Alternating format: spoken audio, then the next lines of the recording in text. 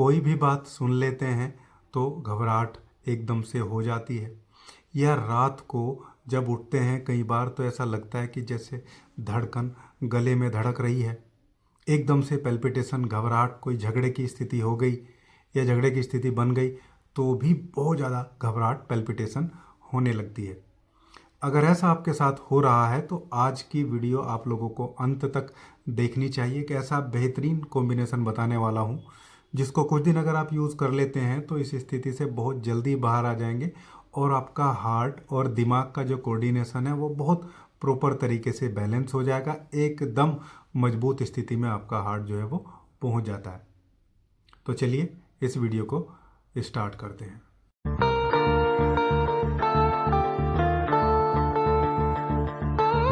दोस्तों, ये पैल्पिटेशन या घबराहट में जब हार्ट का इन्वॉल्वमेंट रहता है तो हम इसको दो तरीके से देखते हैं। अगर हार्ट में कोई स्ट्रक्चरल प्रॉब्लम है, जैसे ब्लॉकेज का हो जाना, कोई वाल्वुलर प्रॉब्लम देखने को मिलना या हार्ट का साइज बढ़ जाना, तो ये एक अलग स्थिति होती है। लेकिन इसके अलावा जो ज़्यादातर लोगों में देखने को मिलती है वो है दिमाग और हार्ट का कोऑर्डिनेशन प्रॉपर ना होना। दोनों चीज़ों को जो कंट्रोल है वो पूरे तरीके से ना रहना। ये स्थिति जब लगातार बनी रहती है, दिन भर स्ट्रेस में रहने से, तनाव में रहने से, और हार्ट की मसल भी ओवर द टाइम कमज़ोर होती चली जाती है। इस स्थिति में हमें ये सिम्टम ज़रूर देखने को मिलते हैं, जैसे नींद में अचानक से आँख खुल जाना, वहाँ पे धड़कनें जो है बढ़ना, पैल्पिटेशन नज़र आना जब उठते हैं तो।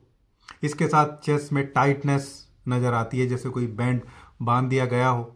बिना वजह घबराहट होने लगती है, दिन में कभी भी किसी भी वजह से, दिन की बातें शाम को सोचने से घबराहट होने लगती है, या अचानक कई बार बैठे बैठे धड़कन बढ़ती हुई नज़र आती है। कुछ लोगों का ब्लड प्रेशर स्लाइटली थोड़ा बढ़ता हुआ नज़र आता है और कई बार वो कम भी नज़र आता है। लेकिन जब ये सारी प्रॉब्लम को लेके आप किसी हार्ट स्पेशलिस्ट के पास जाते हैं, वो आपका सर्वप्रथम सबसे पहले ईसीजी करते हैं जो कि नॉर्मल आता है। यानी कि अब ये जो आपकी स्थिति है ये फंक्शनल प्रॉब्लम है, ना कि कोई स्ट्रक्चरल हार्ट की प्रॉब्लम। आज का कॉम्बिनेशन इसीलिए है, और आप देखेंगे कि जब कुछ दिन आप उसको यूज़ करेंगे तो बहुत ही शानदार रिजल्ट आपको उसके देखने को मिलते हैं। तो चलिए अपने फॉर्मुलेशन को स्टार्ट करते हैं। तो दोस्तों, फॉर्मुलेशन की जो सबसे पहली रेमेडी है वो है कैक्टस। इसको नागफनी के नाम से भी हम जानते हैं। वैसे तो अलग अलग प्रजाति इसकी यहाँ होती हैं, लेकिन लगभग सभी प्रजातियों में बहुत अच्छे हार्ट के लिए इसके गुण जो हैं वो पाए जाते हैं। ये जो फॉर्मूला है हमारा, इसमें हम सभी मेडिसिन को मदर टिंचर के फॉर्मेट में ले रहे हैं। तो पहला जो रेमेडी है वो कैक्टस है। हार्ट के कॉन्स्ट्रिक्शन को ये कम करता है, जैसे कोई हार्ट को किसी आयरन के बैंड से बांध दिया हो, पैल्पिटेशन होने वाली, घबराहट होने वाली की स्थिति एकदम से बनती है। ऐसा लगता है जैसे छाती पे किसी ने वजन रख दिया। एक्चुअली ये कोरोनरी सर्कुलेशन को प्रॉपर करने वाली रेमेडी होती है। इसको काफ़ी ज़्यादा हार्ट से रिलेटेड प्रॉब्लम में होम्योपैथी में यूज़ किया जाता है। इसका मदर टिंचर और उसकी 30 पोटेंसी को भी लोग पैल्पिटेशन, घबराहट के लिए यूज़ करते हैं। लेकिन यहाँ हम एक लॉन्ग टर्म फॉर्मुलेशन बना रहे हैं तो हम इसको मदर टिंचर फॉर्मेट में रख रहे हैं। तो पहली रेमेडी है कैक्टस। दोस्तों, फॉर्मुलेशन की जो हमारी दूसरी रेमेडी है वो है हार्ट का बहुत बेहतरीन homeopathic tonic, that is Crataegus. Crataegus actually heart की मसल पे बहुत बेहतर तरीके से काम करती है। हार्ट की मस्कुलर स्ट्रेंथ को बढ़ाती है, या मैं बोलूँ कि कंट्रेक्टाइल पावर को भी ये इम्प्रूव करने का काम करती है। जैसे कोई एक्सर्शन कर लिया, फिजिकल काम कर लिया, सीढ़ियों पे चढ़ गए, घबराहट हो रही है, थोड़ा सा काम कर लिया तो एकदम से घबराहट होती है। इवन बाहर से थोड़ा चल के आए तो भी धड़कन बढ़ी है, थोड़ी देर बैठ के ही आराम लगता है, नहीं तो ऐसा लगेगा जैसे सांस लेने में भी तकलीफ हो रही है। क्रेटेगस बहुत बेहतरीन तरीके से इन सारी चीज़ों को मैनेज करता है। क्रेटेगस को भी अपने फॉर्मुलेशन में मदर टिंचर में ही हम लोग लेने वाले। इसकी कंपोजिशन क्या रहेगी वो भी आप लोगों को सब वीडियो के अंत में बताने वाला हूँ। दोस्तों, फॉर्मुलेशन की जो थर्ड रेमेडी है वो है स्ट्रोपेंथस हिस्पिडस। ये भी आप देखेंगे कि तो बहुत फेमस होम्योपैथिक जो हार्ट टॉनिक है उन सब में इसको मिलाया जाता है। ज़्यादातर मदर टिंचर इसका यूज़ करते हैं। ये भी कार्डिक कंट्रेक्टाइल पावर को बहुत बेहतरीन तरीके से मैनेज करती है। हार्ट की आप समझिए कि जो पंपिंग पावर है उसको इंक्रीज करने का काम करती है।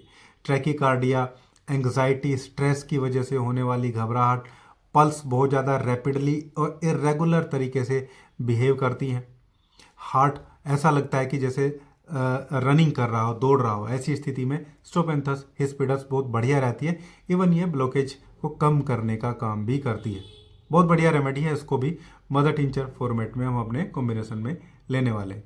दोस्तों फॉर्मुलेशन की चौथी और लास्ट रेमेडी है, वो है वेलेरियाना ऑफिसिलिस। बहुत बढ़िया कोऑर्डिनेशन की रेमेडी है। एक्चुअली हार्ट और ब्रेन का कोऑर्डिनेशन बहुत बढ़िया करती है।